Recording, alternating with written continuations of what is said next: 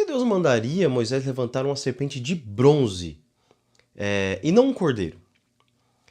Por que não um símbolo do próprio Deus?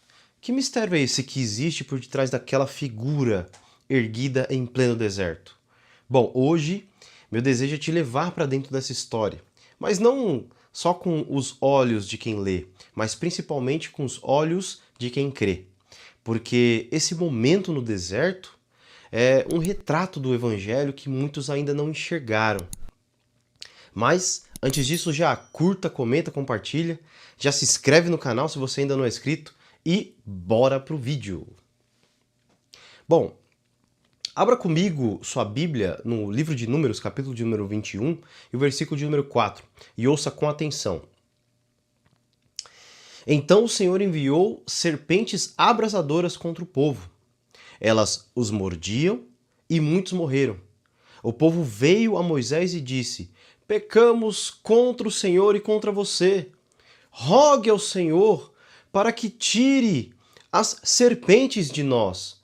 Moisés então orou e o Senhor disse: faça uma serpente abrasadora e ponha sobre uma haste. Todo o que for mordido e olhar para ela, viverá. Aqui começa uma das cenas mais chocantes da Antiga Aliança, ou do Antigo Testamento. O povo está no deserto, está cansado, está murmurando, está rejeitando o maná, que é o pão que caía do céu, né? Ou seja, eles rejeitam o que vinha da parte de Deus. E em resposta, Deus envia essas serpentes abrasadoras. Agora, escute isso com muita atenção. Na tradição judaica, acredita-se que Deus não envia essas serpentes à toa. O Talmud, ele comenta que as serpentes foram escolhidas porque foi através da serpente que o pecado entrou no mundo, lá no Éden, né? O que Deus está querendo fazer aqui, ou o que Deus fez aqui, na real, né? É uma reencenação pedagógica do pecado original. E também uma preparação, obviamente, para a cruz de Cristo. Mas olha só o detalhe mais curioso. Deus manda Moisés fazer uma serpente, mas não é qualquer serpente, é uma serpente de bronze, né? Mas por quê? Por que uma serpente de bronze? Bom, o bronze nas escrituras é o símbolo, né, do juízo de Deus. O altar de bronze lá no tabernáculo era onde o sacrifício pelo pecado ou pelos pecados era queimado. Ou seja, Deus está dizendo assim: erga o juízo, mostre o pecado, mostre a consequência do pecado, mas faça disso um caminho de cura, né? Agora que vem o segredo que muitos ignoram. Porque quem olhasse para a serpente viveria. Ou seja, não era para tocar, não era para escalar o poste, né? Era para olhar com fé. Porque Deus estava ensinando o seguinte, viu? Não é o seu esforço, é o seu olhar. Não é a sua força, é a sua fé. Aí nós avançamos alguns séculos e lá em João, capítulo de número 3, versículo de número 14, Jesus vai dizer a Nicodemos o seguinte: assim como Moisés levantou a serpente no deserto, também importa que o Filho do Homem seja levantado, para que todo aquele que nele crê não pereça, mas tenha a vida eterna. Aleluia! É extraordinário isso. Jesus está dizendo que ele é a serpente de bronze.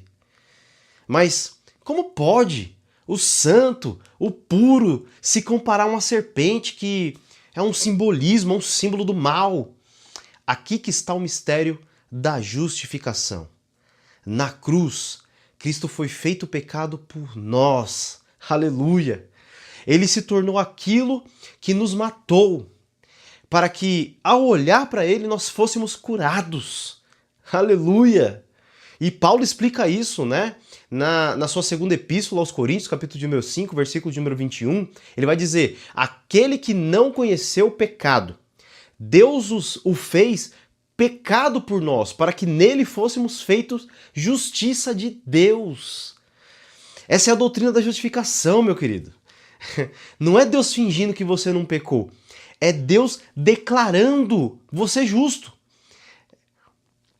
É Deus olhando para a cruz, vendo o sangue e dizendo: está pago, está consumado. Aleluia! O povo no deserto não merecia a cura, assim como eu e como você. Nós não merecemos a salvação. Mas Deus, ele ofereceu um meio. E basta crer, né? A cruz hoje é o nosso estandarte. Não é mais a serpente, é o cordeiro. Aleluia! Mas o princípio é o mesmo. Quem olha com fé, viverá. A tradição judaica chega a chamar a serpente de bronze de Nehushtan. E séculos depois, o povo começou a adorá-la. Como um ídolo. Né? Ezequias, um rei justo, a destruiu, segundo Reis 18:4, porque o povo transformou aquele símbolo num ídolo. Isso também nos ensina algo, né? Não é o objeto, não é o símbolo, é a fé em quem foi levantado. A cruz não é um amuleto, é um altar. E Cristo é o nosso substituto. Talvez hoje você esteja como aquele povo, né, no deserto, quebrado, ferido, envenenado. Talvez o pecado tenha mordido você. E você acha que já é tarde demais. Mas escuta isso. Veja só. Ainda há um poste erguido. Ainda há um Salvador crucificado. Ainda há uma promessa. Todo aquele que nele crê viverá. Aleluia! Você não precisa subir o monte. Você não precisa subir esse monte. Você não precisa se justificar. Você só precisa olhar para Cristo. Porque como diz lá em Romanos, capítulo de número 5, versículo de número 1, justificados, pois, mediante a fé, temos paz com Deus por meio de nosso Senhor Jesus Cristo. Meu amigo, hoje é o dia de vida. Hoje é o dia de cura.